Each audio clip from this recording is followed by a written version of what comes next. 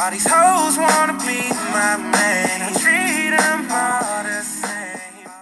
What's up, y'all? Back here on the podcast episode. I'm here with your host B, Your call Q. and then Austin.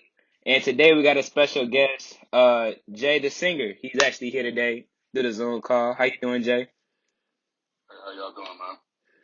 Man, so our first, for our first feature, man, we got you. How you feeling so far? Man, it's like I said, bro, it's crazy. It's been a journey, bro. And for a lot of people, they don't realize how quick it happens. I myself was skeptical, so it's just for me to be getting this kind of response from people. You know what I'm saying? And I just started my account on January 11th. January 11th. And then I think it just hit 22,000. Yeah. So hit me up on it or whatever, and they were like, was it staged, or you know what I'm saying? Like, I want to say before the video that I have with, I want to say his username was like T Marco or something like that, with me singing some song duet, and that video like really blew up. It's almost at 1 million views now.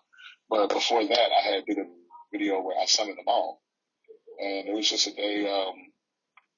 People that never know what you're going through, bro. Music is an outlet, and music heals people. So that particular day was the first day that me and my family had actually been outside of it. We ended up at the mall, and I was just joking around. I was like, "I'm gonna do it. I'm gonna just bust out singing." And so my wife, my daughter, and my oldest son, they were like, "Nah, family, don't do it. Don't do it. Do not do it."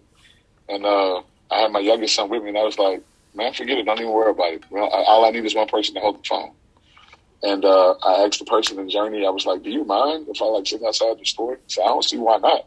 But I don't think he thought I was serious until I started singing, and like literally like everything stopped in slow motion. Like, I wish y'all need to type in with me so y'all can see like my Facebook or something like that, so you can see a different view of it. You can see the people from the side, like literally the whole mall stopped. And I was like, "Oh, I don't think this is what I wanted. Like, I don't think this is what I expected to. I thought they were gonna keep going, but nah. There's nothing about what I'm doing that I'm trying to make work. I didn't learn about the TikTok algorithm until later on, about how you reach 10,000 followers and you can get into the TikTok Creator Fund. I didn't know any of that. You know why? That didn't matter to me. That's good. It didn't. TikTok for me was an outlet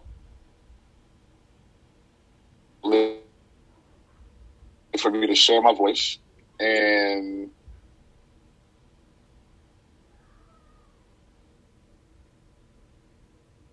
everything that's coming with it now is just the blessings after the fact. Gotcha. I would be pretty silly if I didn't capitalize on the momentum I have going on now. So pretty much all of my little old 20,000 followers are saying that they're ready for some exclusive content. So exclusive stuff coming y'all's way real soon. Good. Okay. You gotta keep showing up. You got any questions, Q? Can't let nothing. You gotta let nothing stop you. I mean, Austin asked the question that I was going to ask. Yeah, bro. Like, he beat me to the question because, like, that was going to be my first one. Like, if any of this didn't happen, like, what would be, like, your so, again, and I'm trying to keep it short and sweet, so when y'all edit it, you know what I'm saying? It'll be nice and neat. But, I want to say it was, like, back in 2014, 2015. Long story short, I had a best friend that I'd done music with many a times. And this was just like yet another point in my life where I walked away from music totally and completely, right? I'm like, I ain't doing it. So I'm trying to provide for my wife, trying to provide for my kids.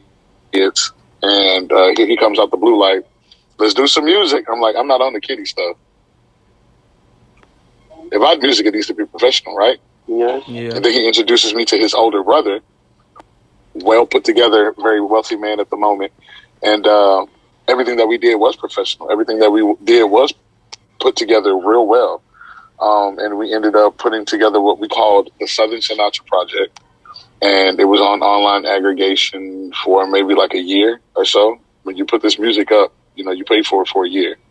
And the only reason it got taken down was not only was it not making any money, but the reason that it was not making any money is because my best friend, which we're still friends to this day, at that time, I want to say fame and maybe being famous and all the traveling and all this other stuff, it was a little too much for him.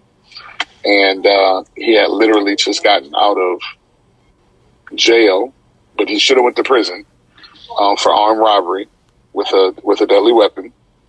And the judge saw fit to let him come home and do the rest of his time judicated. So if you don't understand what the word judicated means, that means if you commit a crime and they give you 10 years and they let you out after 3 years, the rest of your time that was judicated, you will be on probation. The first time you mess up, you are going back to prison to finish your sentence. He decided to purposely not pay his fines because at that particular time, going back to prison for him was easier than facing the fact that we were probably about to blow up. Mm-hmm. That is the saddest thing you've ever heard, isn't it? Yeah. Oh, wow. So a lot of times when people slide in my comments and they're like, bro, you can hear the pain in his voice. You can. You can. This is time after time, me trying to put myself out there and it not working, the time not being right. And the thing that I came to realize, sitting here talking with y'all right now, is it couldn't be no better time in my life for me to be trying this because obviously God is allowing me to kind of make some headway. You see what I'm saying? Yeah. When you start getting positive responses, you know who to be able to thank. So I'm loving it. I really am. That's good. So how many kids do you have? I have 3. Boy, girl, boy. Okay. So you're a family man. Yeah. Oh yeah, man. Family man and the music man. Music runs through my family. I sing for my father-in-law, who's my apostle, my pastor. My oldest son, which is 17, he finna get ready to go to college. He plays the organ, the keyboard, and the drums. My daughter don't play nothing. She just records church for us. You know what I'm saying? Holds the camera. And then my youngest son plays the drums. So okay, yeah. so my wife sings. Like she tells me all the time, she don't sing as good as me, but she sings. Like, yeah, gotcha. we do this. So y'all just one big musical family then. Oh yeah, man. We love music. We like, and it's not just gospel music. You know what I'm saying? All kinds of music. Like we love everything. If it sounds good, we bumping it. For real. So tell us about like where you from? Like how was growing up for you? Like I said, growing up in New Orleans, man, it was a lot of people will tell you it was treacherous. It was disturbing, or like a lot of people came and they grew up in certain areas of the city where I grew up in a pretty bad part of the city. But my mom was real, like, you know what I'm saying? She kept her hand over. She protected us a lot. So a lot of the stuff that was going on in the streets, she made it a point that you understood when you came through that door, none of that. Leave that outside. You know what I'm saying? My friends come get me, say, wow, can you come play? Nah, little brother. My mama told me I got to finish my book. You know what I'm saying? Like, my mama was not with the game. She didn't play none of that. So later on down the line, I feel as though that was a good thing because it kept me out of trouble because I definitely was hard-headed. You know what I'm saying? I always want to run around with my friends. And then you add the dynamic of Hurricane Katrina into it and then finishing my upbringing in Texas. Man, the complete opposite. I remember like one of my first nights just being up here in East Texas and like you in the country, you get to hearing all kind of wolves howling. I'm saying, oh no, okay, yeah, you gotta take me back to the city. This not finna get it. I ain't signed up for this. But being in this area, I would say that even before the storm, like, and definitely since afterwards, I've always been accepted by these people. It's cool, it's calm, it's chill. They definitely know how to turn up. I can tell you that. It's a different kind of swag out here, but I love it out here. I love their music. I love the way they do things. You know what I'm saying? So I never had to complaining about my upbringing. Okay. Never. I can't blame her. Oh man, I had this going on, and Because at the end of the day, it doesn't make any difference what you went through. That's maybe somebody else went through. It matters how you dealt with the situation, how you flipped it on its head. You know what I'm saying? A lot of bad stuff happened when I was coming up through high school. You look young. You look like you did in high school and in college. You feel me? Yeah. A lot of bad stuff for me. Bad stuff, man. Bad stuff. My graduation year, I remember one of the dudes I was the closest with. Like I looked up to this guy. I remember he caught like a murder charge. Matter of fact, 2 of them caught murder charges, and it was just like separate murders. And I'm like, what is going on, bro? Like we were supposed to get out of here and get these diplomas and go make something of ourselves. Mm-hmm. And that's when I realized that it's very easy for you to not lean on your gift and get stuck. So I made a last minute audible and didn't nobody really know, but I had signed up for the Navy, so that's where I went. So how long was you in the Navy for? I will say I was not in there as long as I should have been, not long enough to fulfill my stipulation that allows me to be able to get my benefits. So I'm in contact with the Department of the Navy trying to get that fixed, doing it the proper way. When you sign up initially, the least I think you can do is 4 years. I think I might have did half of that. Just dealing with a lot of stuff, a lot of family issues. Okay. So you was yeah. So growing up for you, what type of music did you listen to? Like was it like a certain genre? Oh, bro, I listen to everything. So growing up in New Orleans, of course, I'm a Lil Wayne head. But back then, you didn't call him Lil Wayne. You heard me? So he was just a part of a group, and they ran the city. It was like them versus the Hot Boys versus No Limit Soldiers. You know what I'm saying? But they never like battled it out. It wasn't like they was against each other. They was both trying to see each other, come up. You know what I'm saying? So as far as hip hop, that affected me a lot. That gave me a lot of energy. But I was always different. I was always big on lyrics. I'm listening to Ludacris. I'm talking about Ludacris' first album. You know what I'm saying? Like we talking old school. Yeah. I cannot lie. When somebody introduced me to my first Eminem CD, I wanted to say I think I stayed up with nightmares for like a week, bro. Like he was just built different. But the fact that you could hear the pain that he was trying to convey through his lyrics, you know what I'm saying? It was like he got something. You know what I'm saying? So I've always been Eminem head. As far as singing, I'm naming people y'all don't even know. I'm talking about Jagged Edge, 112, Drew Hill, Genuine. You know what I'm saying? So basically, it's kind of like how my ears started to get trained. I would just regurgitate what I heard. You feel what I'm saying? Gotcha. And you try your best to sing it like them, but then you start noticing that you can't sing certain stuff like them because you have your own sound. Mm-hmm. Right? And then I came to Texas and I got flipped on my head. Coming to Texas is probably like the most disrespectful thing that ever happened to me as far as music, because it was a culture shock. Listening to rock music, soft rock, hard rock, metal. What else? EDM. I grew up on a lot of neo soul and a lot of reggae. So all the Marleys, I'm with all that. Erykah Badu, Lauryn Hill, Jill Scott, Common, Tribe Called Quest. The list goes on and on. So, like I said, especially when I came to Texas and I started listening to different music, like the rock music and stuff like that. You know what I'm saying? Just even being overseas, listening to music from overseas, trying to get an understanding of the culture over there. It's like it creates an eclectic ear, but it was real easy for me to fall back to that R&B / gospel mode. You know what I'm saying? Where I know either I'm about to sing you into something, and we don't know what that something is. It all depends on the beat. But either I can sing you into something, or I could definitely sing you out of something. You know what I'm saying? And it's just the feels. You feel it, and if you feel it, then it's only right. You know what I'm saying? Okay. I hope that was a good answer.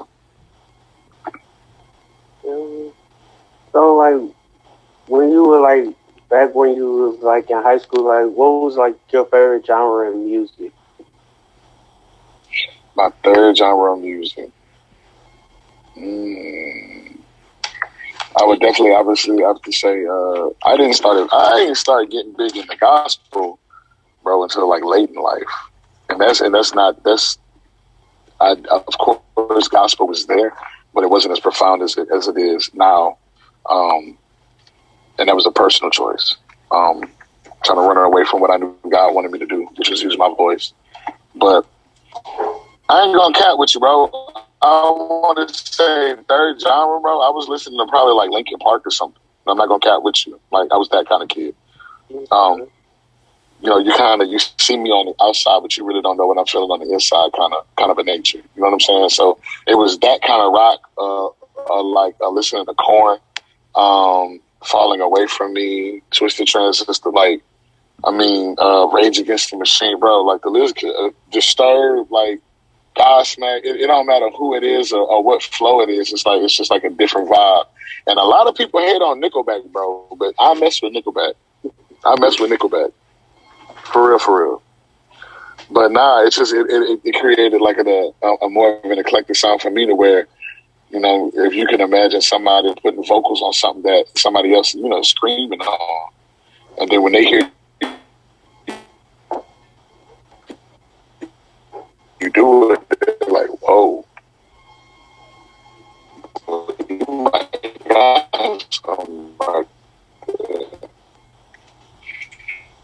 You know what I'm saying? That's the one that didn't know how I wanted to give it to the world. So now I'm ready to give it to the world. So maybe they're gonna help me understand what it is. Got you.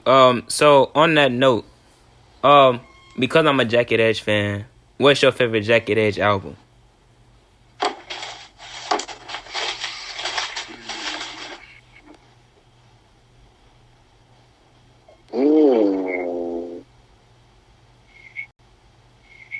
Now I'm not gonna sit up. I don't know what's happening. I'm not gonna cap. Like I just got the albums down pat because that would be a big disrespect, especially if I had to see them cats. Mm-hmm. But it would definitely have to be a tie between whichever CD Let's Get Married was on. That was really, really big. Everybody wanted to get married after that. Oh yeah, the J.E. And then Heartbreak. I've always been a big fan. Huh? The J.E. Heartbreak. Yeah, or the one where felt like I just walked right out of heaven. You know what I'm saying? Yeah. That joint. Boys was out here really feeling like they walked out of heaven. Cause you ain't never went to heaven. Don't do that. Stop. It's just your heart broke. She broke up with you. Chill out. Nah, for real. Got you. You got any questions, Austin? I'm good. You Corian? Well, Q? I'm good. You haven't asked a question. This is just like a curiosity question. If you could do a Absolutely. song with any artist, like top 3 favorite artists that you would love to do a song with, who would you pick? Why did I feel like I knew you was gonna do this?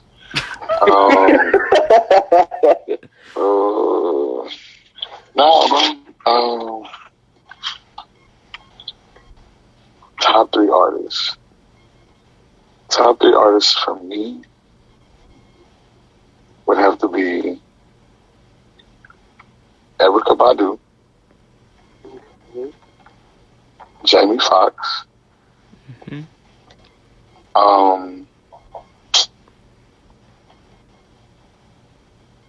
and I would say any one of the Marleys, but if I had my pick, it would obviously be Damien.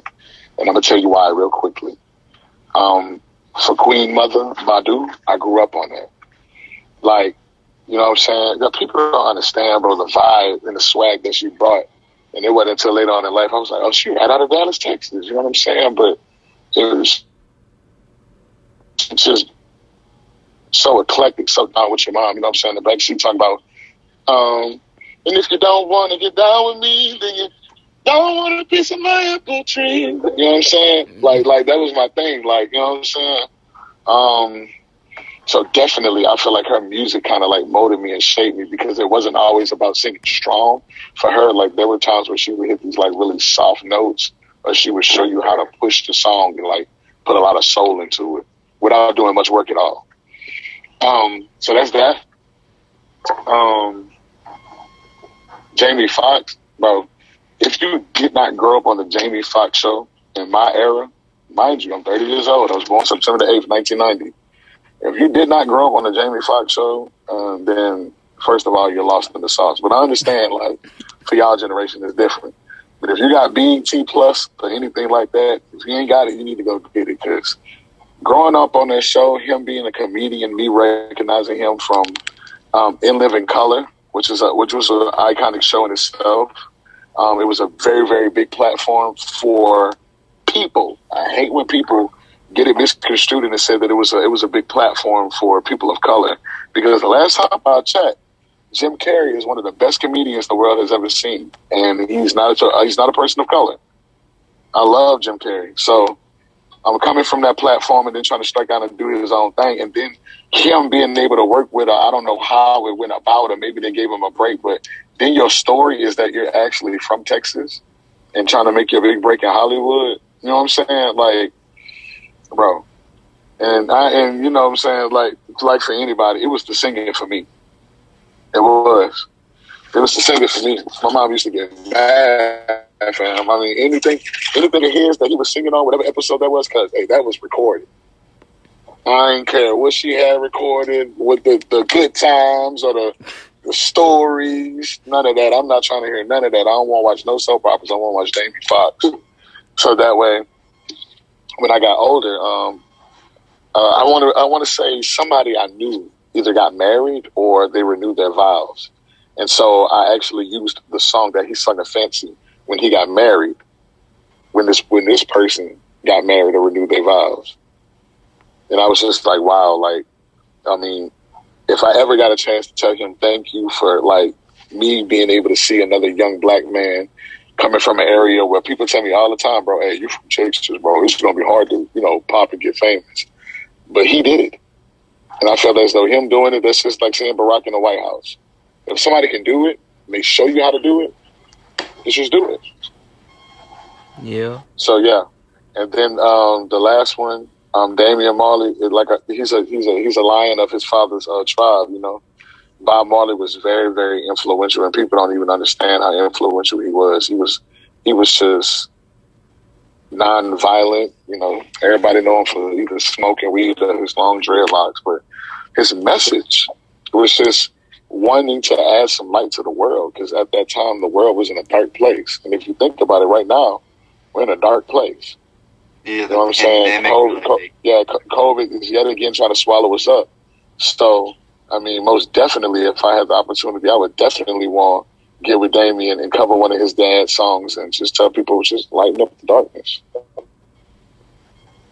Got you. So this right here gonna be like the last question. How are you staying safe and how are you holding up during this COVID-19 stuff as we soonly, hopefully, come to an end of COVID? I really hope so. I pray it be so in Jesus' name, for real. But it's changed the dynamic of how we do a lot of things. It's changed the dynamic of how we interact with people.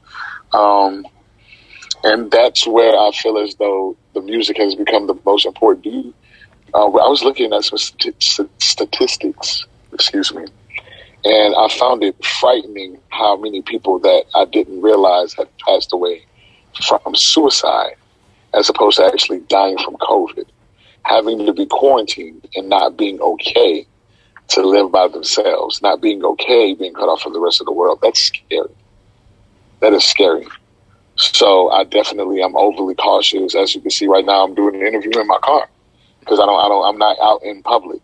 It is very, very important for me. I sing. I can't afford to get sick. Yeah. I can't afford to get sick. As a matter of fact, I'm transparent to the point that there's a point recently within like the last week or so where you can see, if you go look at my videos, like I literally almost caught like a bug. You know what I'm saying? Like you can feel it. I don't know if it was like allergies or what it was, but you definitely can hear me singing a lot lower than what you usually hear me singing. And people were like, "Oh yeah, that's what we want. That's what they've been waiting on. Is they want to hear the lower tones and stuff like that." And I was just like, "Y'all really don't even know that the only reason y'all getting it because I feel like I'm getting sick." So I have a regimen of vitamins I take every day. I overly drink water. I'm washing my hands and sanitizing every chance I get. And we're showering no less than 2 times a day. If I can help it, 3 times a day, because you never know what you come in contact with, not necessarily who. And most and foremost, a lot of prayer. Yeah. I pray over my household. I pray over my wife and kids. But I pray over the kids that come to school with them. Just because my house is prayed up, they might have left out of a household that wasn't prayed up, and then they bring something with them to school. And next thing you know, school is shut down all over again. And so I'm just praying that everybody is just covered under the blood of Jesus and just gets well. Because, I mean, like, it's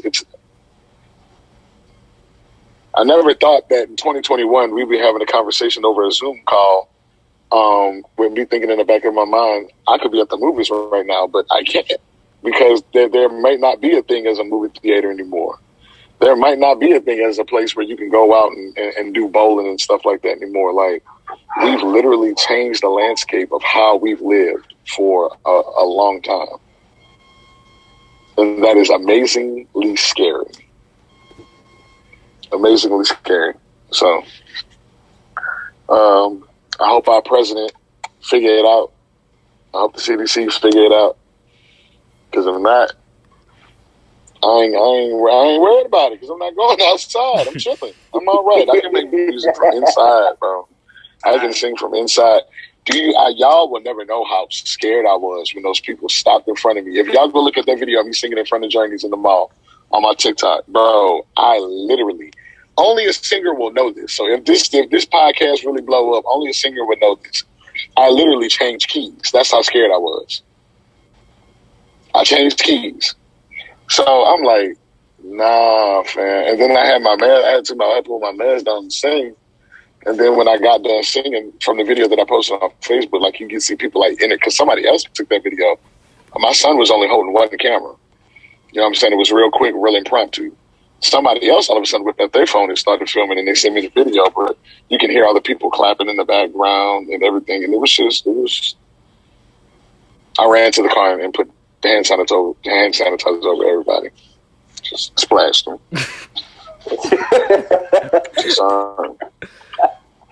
You would want to say that it's not that serious, but we've seen too many people unfortunately lose their life to this virus. So we're going to keep doing what we're supposed to do to keep ourselves and everybody else safe until we ain't got to do it no more. Got you. So I'll wrap it up. Tell the people, like, you know, where they can find you on Instagram and TikTok and Facebook, or yeah. On TikTok, I am J_the_voice. I want to say on Instagram, it's J the voice, like as in DA. I guess it was a little phonetic, a little gangster spelling, but most definitely. And then on Facebook, it's the same thing. I have a music page, and it's J, or the @ and then JDA, the voice. And like I said, I pretty much, if you tap in with any one of those, you can start with TikTok, since that's where I have my little 22,000 followers at. And if you start there, then I have all my other social medias plugged in. Like I said, it's honestly, and I don't want to sound too forward or brash, but it's my goal to have at least a single out by the end of February. Like, I'm pushing that hard. I'm at home writing every day. I'm listening to beats every day. So I think I might put out a single before February ends. Say less. We gonna most definitely be bumping that. Get the people what they want. Yo. Most definitely gonna be bumping that. For real. Yeah. Oh yeah, most definitely. I'm gonna have to shout y'all out on there. You know what I'm saying? Yes, sir. Yeah, for real. But yeah, like I said, it's just good things in store. Once I start getting like the algorithm down of how I want to start releasing stuff as I start completing projects, then I'll know. The overall goal is for me to put out like a 5-track EP. 9 times out of 10, it's going to be like 4 tracks that's R&B.